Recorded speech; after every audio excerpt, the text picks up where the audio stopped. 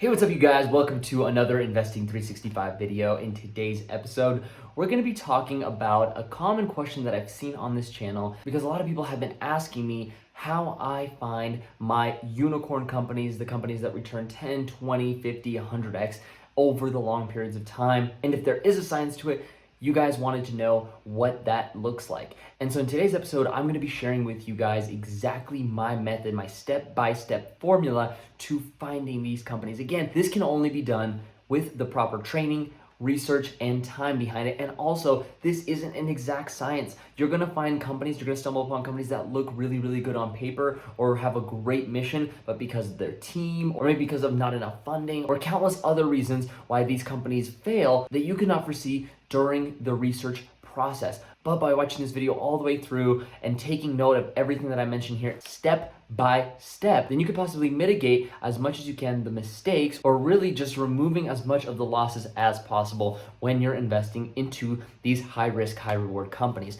But without further ado, let's dive into the exact process on how I find these unicorn companies before they're seen as unicorns.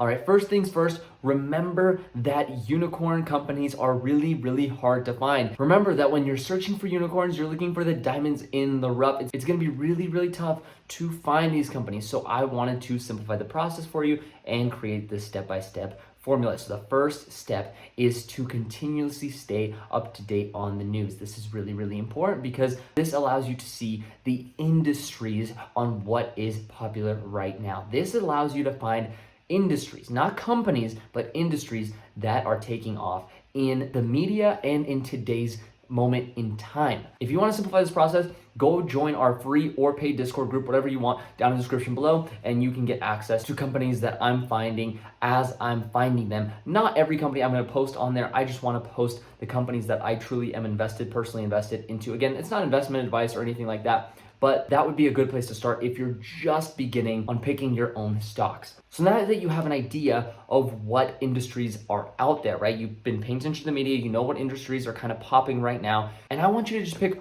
one of those industries, because when you niche it down just to one, you won't be confused or looking at different PE ratios. You won't be looking at different industry sizes. You'll be a master at one. And that's what's important when you're first getting started. And if you have no idea what industries you should be looking at, I just posted a video just a couple days ago. I'm gonna link it up here. I'll also link it down in the comment section below so you can watch it after this video. And that has a few ideas of industries to look at. These are the most disruptive industries that are innovating our modern lives. So finish this video first and then go watch that one if you haven't already. Oh, and by the way, while you're down in the comment section below, don't forget to hit the subscribe button. And if you don't mind, hit the like button as well, because it really helps out my channel and it allows my channel to grow on YouTube so I can continuously bring you guys content. Without your guys' support, I wouldn't be able to do this. So thank you so much for doing that. Let's move on to the next step. The next thing I want you to do is to look at that industry and start to analyze the stocks within it. If you know the top players in the industry, you'll know what it takes to disrupt those top players, right? You know their products, you're familiar with the big boy products, then you can go and try to find the smaller guys that could potentially disrupt those companies' business models. And so the very next step, once you've analyzed them a little bit, the very next step to do is to look at the $5 to $10 billion market cap companies. Because in order to find the diamond in the rough or the unicorn, whatever you want to call it, you need to be looking at smaller market cap companies in industries that have a lot of potential, right? So if you're looking in tech, and the biggest players in tech, for example, are like 1.5, almost $2 trillion in market cap, then you find a $5 billion market cap company that has the potential to disrupt that industry. Well, voila, you have a company that has the potential to not only 100x, but maybe even 2, 3, 400x in the next 5, 10, 20 years. And so filter down and find these 5, 10, and even smaller market cap companies that you can start to build a list from, right? Because there's gonna be a ton of companies there. Start building a list. Find the most interesting companies that you personally think might be successful. Again, this is not an exact science, so picking 20, 40, 50 of them, make sure you don't overdo it either, because there are a lot of companies that you'll see in that market space. So make sure that you are filtering out the companies that are way too high in market cap that maybe could 2, 3x even though that might be a great potential, we're talking about finding companies that are going to 10 to 100x, and you're not going to find that in companies that are already at 500 billion. Sure, they might 5x. Apple would be a good example because they were at 500 billion just a few years ago, and now they're at 2 trillion. See, they 4x'd in a very, very fast amount of time, unless they continue to innovate, which luckily for Apple, they are. This is just an example. But if they don't, and if for any reason investors get a little shaky on the company and they think that there's better potential elsewhere, they're gonna go there. And Apple's gonna lose a lot of market share, which for us investors, that's a lot of money lost. So make sure you don't go looking for diamonds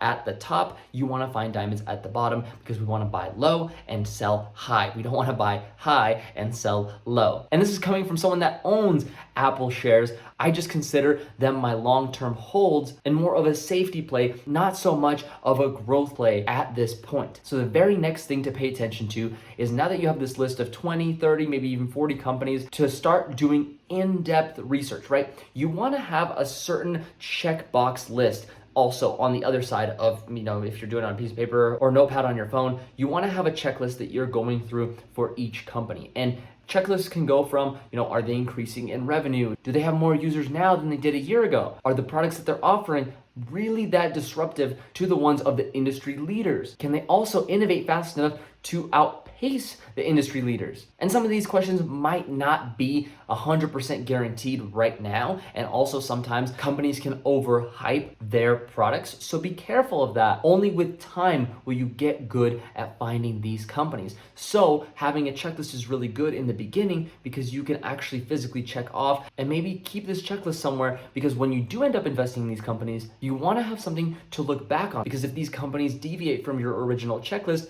now you know that maybe they're not in the running anymore to become a unicorn. So now that you've researched and you've checked all your boxes, what is next? Well, it's easy to start crossing off the companies that don't meet certain criteria. So if a company doesn't have enough revenue growth year over year or quarter over quarter, and they have too much long-term debt, you can cross them off. Whatever your checkboxes are, you can go ahead and cross off the companies that you don't believe in. Now you might be left with a handful, maybe 5, maybe 6 companies. And at this point, you could call these the highest level candidates. Just like your employer may interview people for a job, you are kind of interviewing these companies for your portfolio. And now that you have this general idea of not only what to do, now you can confidently buy these companies. But the very last step, the most important step that I always tell people as new investors, to make sure you buy in over time. Again, this is not financial advice. This is just something that I've seen work much better than just throwing all your money into these companies all at once. You don't want to be stuck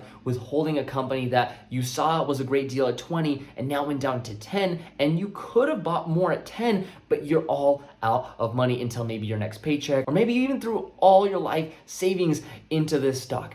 I would hate for you to have that happen. I've seen it happen in a lot of places, especially on Wall Street bets. So make sure you just buy in over time and keep your risk low, especially when it comes to these unicorn companies that you're betting for. Again, this is not an exact science. Make sure you always do your own research and don't just listen to people on Reddit, Facebook, or Discord, or StockTwits, or even TradingView. And always remember that there is inherent risk with any investment that you decide to make. And if this video brought you any value, make sure to smash the like button, because it really helps out the YouTube algorithm. And if you don't mind, it would really mean the world to me if you shared this with a friend that you think could gain value from this video. Thank you all so much for watching. I'll see you guys in the next one. Peace out.